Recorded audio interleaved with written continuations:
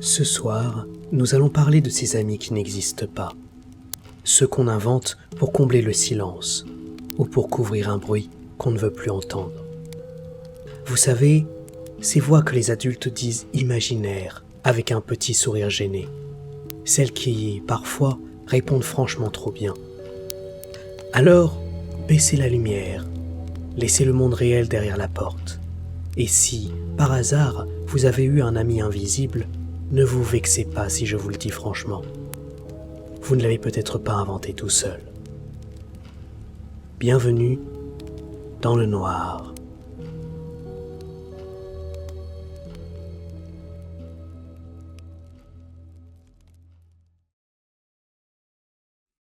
L'enfant s'appelait Léo. Dans le jardin où il marchait ce soir-là, l'herbe faisait un bruit de papier froissé sous ses pieds nus, et le ciel avait la couleur exacte d'un drap qu'on étend devant une lampe de chevet. Ni jour ni nuit, un entre-deux doux et tiède. « Hé, Moussaillon, tu traînes des encres aujourd'hui !» La voix roulait comme un vieux tonneau. Léo se retourna et vit Capitaine Plume descendre d'un nuage. Capitaine Plume avait l'allure d'un grand corbeau noir en manteau de capitaine. Tricorne bancal sur la tête, monocle sur un œil et plume blanche coincée dans le bec. Quand il parlait, on entendait les airs grincer, comme s'il raclait le bois d'un navire. « J'essaie de marcher droit, capitaine, » murmura Léo. « J'y arrive pas. »« Ah, ça !» grogna l'oiseau en secouant ses ailes. « Personne ne marche droit sur une mer qui tangue, petit. Faut apprendre à valser avec la tempête !» Une voix grave, lente, vint se mêler à la sienne. « Tic, tac, il est en retard sur sa joie, notre petit. » Tonton Tic-Tac venait d'ouvrir sa porte. C'était une grande horloge sur pied, toute en bois sombre, avec un cadran rond en guise de visage et des moustaches en laiton qui frémissaient à chaque seconde. À l'intérieur de son ventre, les rouages chuchotaient. À chaque phrase, il laissait tomber un tic ou un tac, comme un soupir.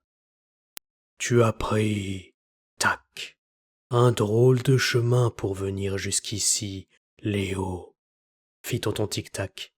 « Tes pas ont trébuché, tic, plus que d'habitude. »« Il a la tête lourde !» remarqua Capitaine Plume. « On dirait qu'il a encore essayé de regarder derrière le rideau !» Léo serra les poings. « J'ai entendu des bruits avant. » Le jardin se figea légèrement. Même le vent qui avait jusque-là joué avec les feuilles de papier des arbres retint son souffle. « Quel genre de bruit ?» demanda quelqu'un tout près de son oreille. Léo sursauta. Lisette Lumière était apparue. C'était une petite fille pas plus haute que le coude de Léo, avec une robe faite de fine ampoule et un abat-jour en dentelle à la place des cheveux.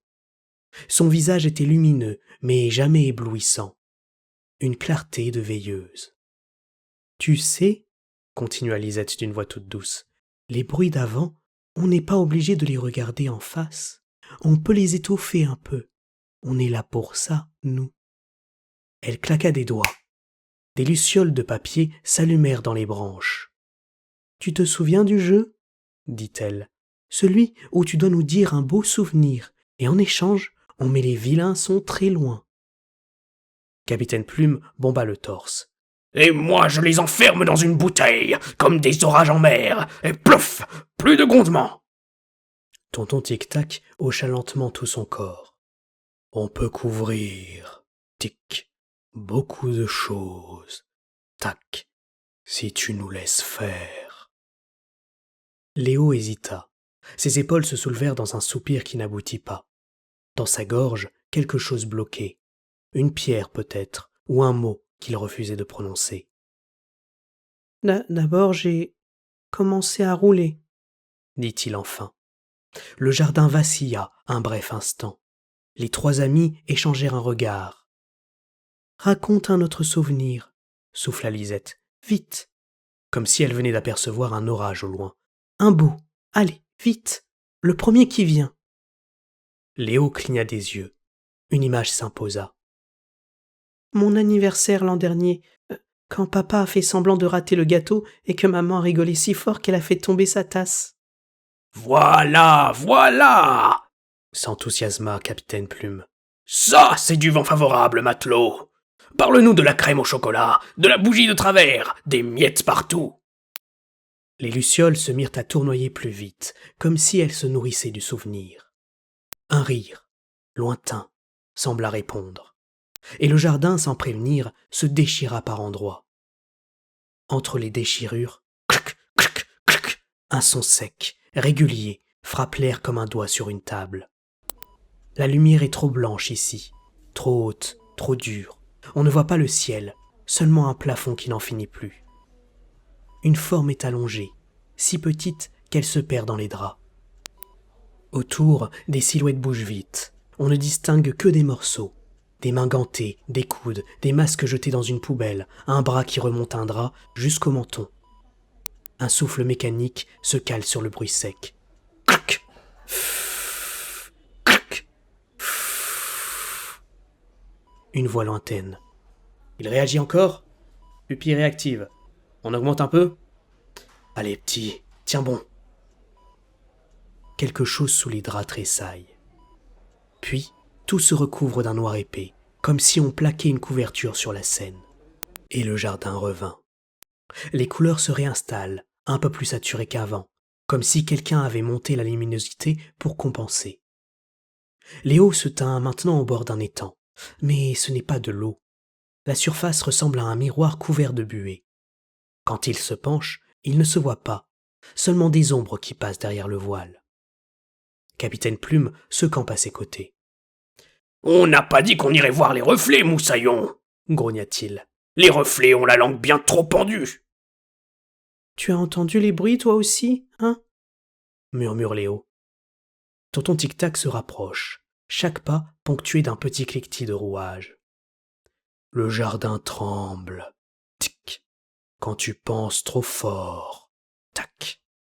À avant. Lisette Lumière grimpe sur l'épaule de Léo et glisse ses petits doigts lumineux dans ses cheveux. « Tu veux qu'on joue au jeu des scies ?» propose-t-elle. « C'est un bon jeu pour étouffer les bruits. »« Le jeu des scies ?» répète Léo. « Oui !» explique Capitaine Plume en redressant son tricorne. « Si tu étais un animal, tu serais quoi? Si tu pouvais voler, tu irais où? Si le monde était un gâteau, tu commencerais par quel morceau? » « Si le temps s'arrêtait, ajoute tonton Tic-Tac, tu t'arrêterais où? Tic, pour te reposer. Tac. » Léo ferme les yeux. Les questions rentrent dans sa tête comme des bulles qui éclatent doucement. « Si je pouvais voler, j'irais là où ça bouge plus. » Lisette hoche vivement la tête. « Bien, on peut inventer cet endroit. Regarde. » Elle tend les bras vers le ciel. Le jardin obéit. Les arbres de papier se recroquevillent, l'étang se fait plus petit, comme si on répliquait la scène. Au loin se dessine une colline, une seule, lisse, douce, recouverte d'un velours gris qui ressemble à une couette. Au sommet, une cabane apparaît. Une cabane qui ne semble faite de rien de précis. Un peu de bois, un peu de lumière, un peu de souvenirs de draps étendus. « Là-haut, » annonce Lisette, « rien ne tombe, rien ne roule, rien ne renverse rien. »« Et personne ne crie !» ajoute Capitaine Plume. « Parce que le vent est trop occupé à raconter des histoires. » Tonton Tic-Tac pose une main en bois sur l'épaule de l'enfant. « On t'y accompagne. Tic. Si tu veux. Tac. »« Mais en chemin, prévient Capitaine Plume en plissant l'œil, on ne parle que des belles choses. Les vilaines restent derrière, mis à fond dans mes bouteilles. » Léo hoche la tête. « D'accord, mais si je les oublie, les vilaines choses, est-ce qu'elles vont arrêter de faire du bruit ?» Personne ne lui répond tout de suite. Lisette Lumière s'éclaircit légèrement, presque trop, puis baisse un peu son intensité. « Monte déjà, » chuchote-t-elle. « On verra plus tard. Plus tard, c'est loin. » Il commence à gravir la colline. À chaque pas, Léo a l'impression de se débarrasser de quelque chose. Une lourdeur dans sa poitrine, un mot coincé, une image de lumière jaune qui dérape sur du noir. Le jardin derrière lui se replie. L'étang miroir se couvre d'un voile plus épais. Et là, dans le reflet, une scène se devine, tremblante et déformée, entre les déchirures. Cette fois, ce n'est plus la lumière blanche qui domine, mais le rouge. Rouge clignotant d'un gyrophare contre les façades, rouge du sang qui n'apparaît pas clairement, seulement suggéré sur un gant, sur une chaussure, sur une main qui ne sait plus où se poser. On ne voit pas le début, on voit l'après. Une portière tordue qu'on arrache en gémissant, un siège écrasé, le bruit sec d'un brancard qu'on déplie. « L'enfant d'abord! L'enfant d'abord !» La voix est coupante, habitée d'une urgence froide. On aperçoit un petit bras pendu dans le vide, la main sale comme si elle avait gratté le sol. Un homme hurle quelque chose qu'on ne comprend pas. Le son se brise, étouffé comme à travers des oreilles remplies de coton. « Il respire !»« Ok, on le sort !»« Attention à la colonne, doucement !» L'enfant bouge à peine. Ses yeux sont ouverts, mais perdus très loin, comme s'il regardait un jardin invisible. Il essaie de parler. Aucun son ne sort. Sur la chaussée, des morceaux de verre brillent comme des lucioles éteintes. Quelqu'un prononce son prénom. Une fois, 2 fois, 3 fois. Léo. Puis le monde réel se recouvre à nouveau, comme si quelqu'un tournait un variateur de lumière vers le noir complet. Le jardin reprend ses droits. La cabane est maintenant toute proche. Elle ressemble à la maison que Léo dessinait quand il avait 5 ans. Un carré, un toit pointu, une petite fenêtre avec des rideaux.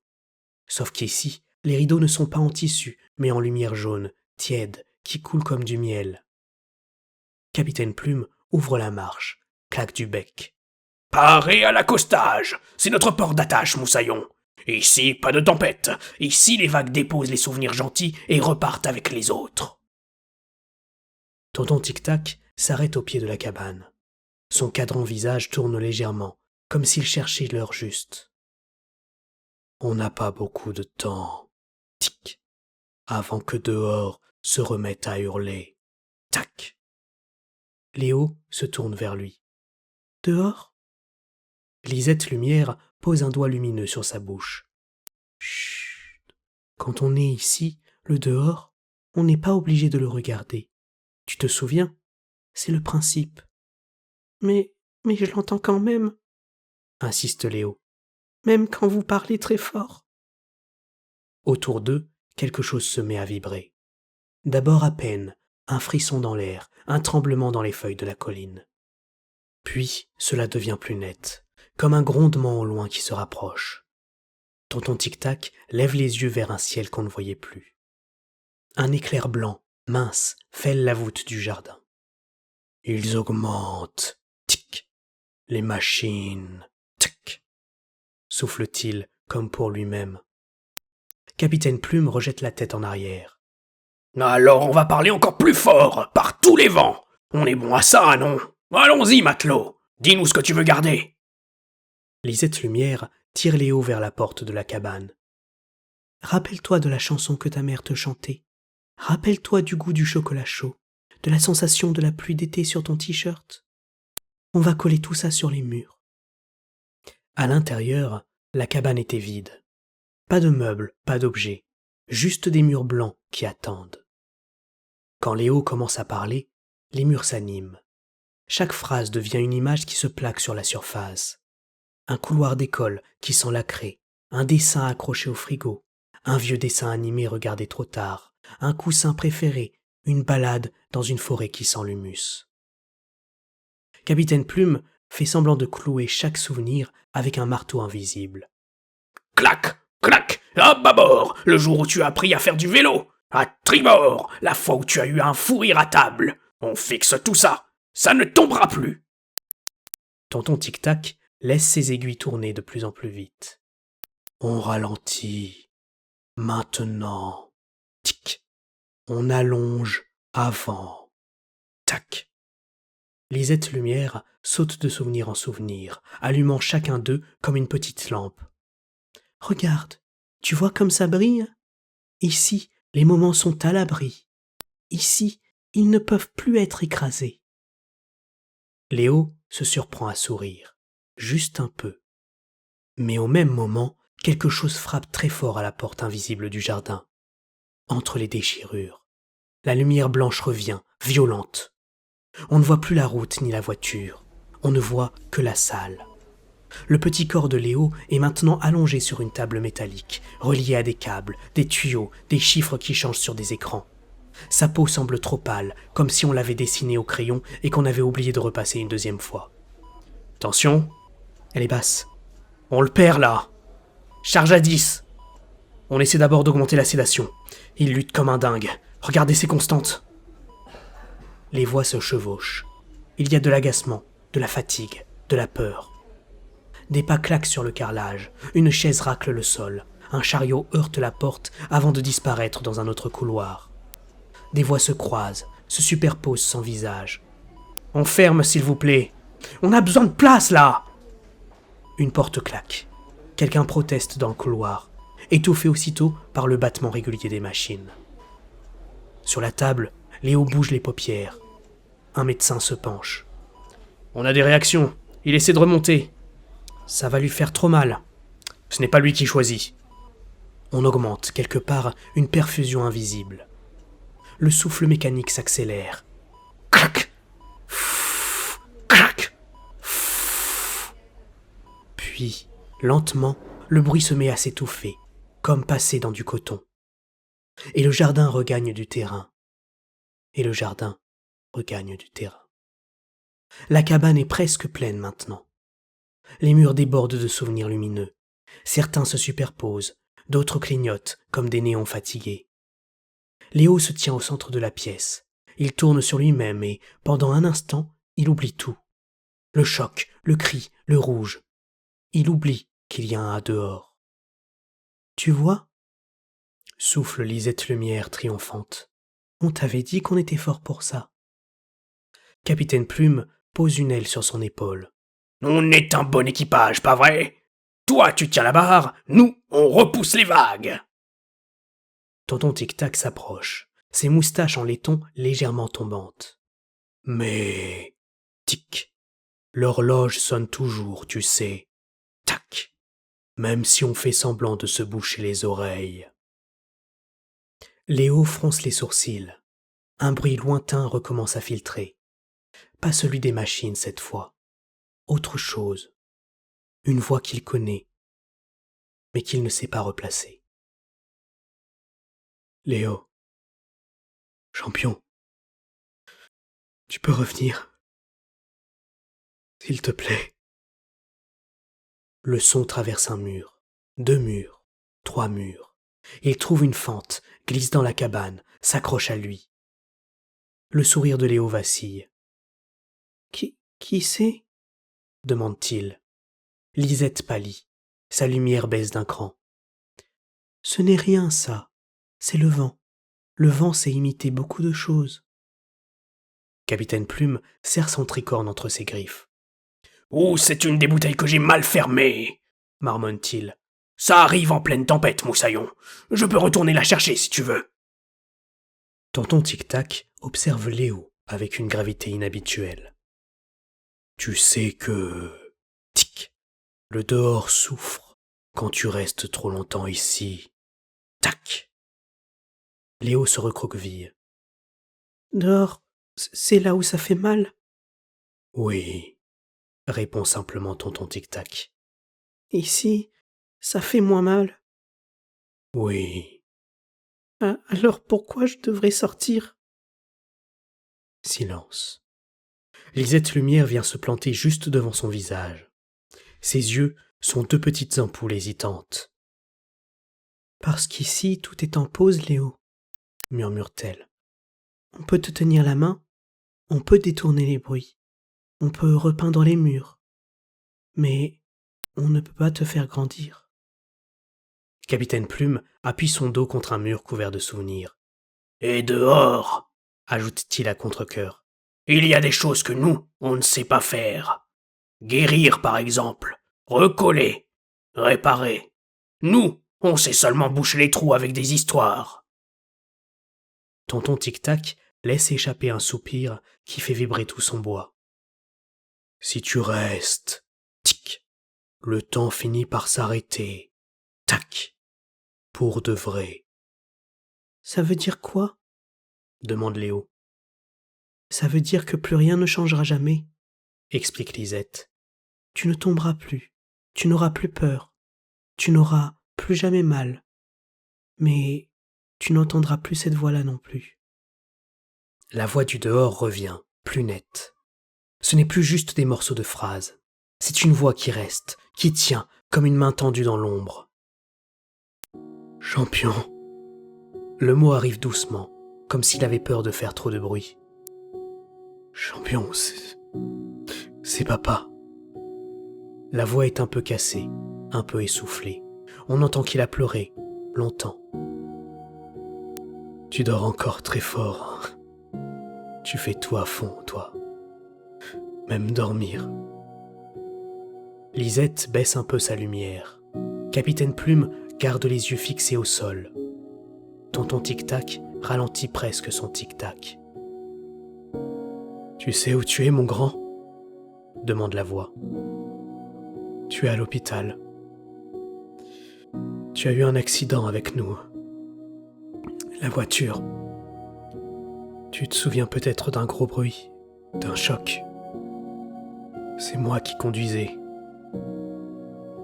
J'ai fait une énorme erreur, Léo. J'ai roulé, j'ai cru que ça irait. Et ça n'est pas allé. C'est moi qui t'ai mis dans ce lit. Je vais pas te mentir. C'est ma faute. Un silence. On entend sa respiration, un peu trop rapide. Si t'es fâché contre moi, t'as le droit, reprend-il. T'as même le droit de me détester un peu quand tu te réveilleras. Je t'en voudrais pas. Je serai là pour écouter. Sa voix tremble. Maman... Il s'arrête. Cherche ses mots. Maman, elle reviendra pas, champion. Elle est partie pour de vrai. Je sais que ça fait très peur, rien que de l'entendre. J'ai aussi très peur. Je n'ai plus que toi. La cabane semble se resserrer autour de Léo. Depuis que tu dors, les docteurs me disent que tu te bats. Continue la voix. Que dans ta tête, tu fais un effort énorme. Que tu tiens bon. Ils disent que t'es courageux. Moi, je le savais déjà depuis longtemps. On entend un léger froissement de vêtements, comme s'il se penchait très près. Si t'es trop fatigué, si t'en peux plus, je t'en voudrais pas non plus, murmure-t-il. T'as déjà fait plus que ce qu'on demande à un enfant de ton âge. Mais si dans ta tête il reste un tout petit coin qui a envie de rester ici avec moi, accroche-toi à ça. Juste à ça. Pas pour être gentil, pas pour me faire plaisir. C'est parce que t'as encore plein de choses à vivre. Sa voix se fait un peu plus chaude, un peu plus souriante. On n'a pas fini nos parties de cartes. On n'a pas terminé le château de coussin dans le salon. Tu m'as pas encore battu à la course dans le couloir. Je dois encore t'apprendre plein de trucs. Comment lancer un ballon, comment allumer le barbecue sans tout brûler, comment faire un peu moins de bêtises que moi. Il rit, un petit rire qui dérape tout de suite en sanglots. Alors si tu peux, juste si tu peux, reviens champion. Tu peux pleurer, tu peux avoir peur, tu peux me crier dessus, mais reviens. Je promets que je resterai là, que je partirai pas. Quand tu ouvriras les yeux, je serai à côté. Je fuirai plus. Un dernier souffle, plus bas, presque un chuchotement. Je t'aime, Léo. Je t'aime très fort. Reviens vers moi, mon fils. S'il te plaît. Le dernier mot vint se coller contre les murs de la cabane, comme une vague qui refuse de redescendre. Les souvenirs accrochés frémissent, comme si quelqu'un passait une main sur eux de l'autre côté. Léo avance la main. Il touche une image précise, celle d'un homme qui l'attrape en riant pour le faire tourner dans les airs un soir d'été. « Papa » dit-il. Le mot sort tout seul, comme si quelqu'un l'avait débloqué. Capitaine Plume ferme les yeux. « Voilà, soupire-t-il, la bouteille s'est ouverte. » Lisette Lumière prend Léo par la main. Sa petite paume lumineuse tremble. « Tu peux rester, chuchote-t-elle. On ne t'en voudra jamais. On a été fait pour ça, pour te garder ici tant que tu veux. » « Et si je pars ?» demande Léo. Tonton Tic-Tac penche légèrement la tête. « Alors le dehors te fera très mal. Tic. Au début. Tac. Il te fera hurler peut-être. Te fera pleurer jusqu'à plus d'air. Mais un jour, si tout se passe bien, tic, tu pourras revenir ici juste pour jouer. Tac. Pas pour te cacher. » « Et nous ?» grogne Capitaine Plume. « Peut-être qu'on deviendra juste trois voix bizarres coincées dans un coin de ta tête. Tu nous oublieras la moitié du temps. Tu nous confondras avec des souvenirs. Mais on sera toujours là pour faire du bruit quand le monde deviendra trop lourd. » Lisette Lumière lui serre la main. « On ne disparaît jamais complètement, tu sais, même quand tu nous ranges. » Le bruit du dehors se rapproche encore. On dirait maintenant des mains qui frappent à toutes les portes de la cabane. « Il faut choisir, Léo, » dit doucement tonton Tic-Tac. « Les aiguilles ne peuvent pas, tic, rester sur la même seconde, tac, pour toujours. » L'enfant ferme les yeux. Dans sa tête, deux images se superposent. La cabane pleine de souvenirs lumineux et le flash rougeoyant d'un gyrophare contre une tôle froissée. « J'ai peur, » avoue-t-il. « Nous aussi, » répond Lisette. « Et alors ?» gronde Capitaine Plume. « La peur, c'est ce qui fait qu'on serre plus fort la barre, pas ce qui nous fait lâcher. » Tonton Tic-Tac tend sa main en bois. « Où veux-tu que l'horloge continue, Léo ? Ici, tic, ou dehors, tac ?» Un long frisson parcourt la cabane. Les murs se mettent à pulser comme un cœur. Léo inspire, une fois, deux fois, et il lâche la main de Lisette. Entre les déchirures, le bruit revient d'un coup.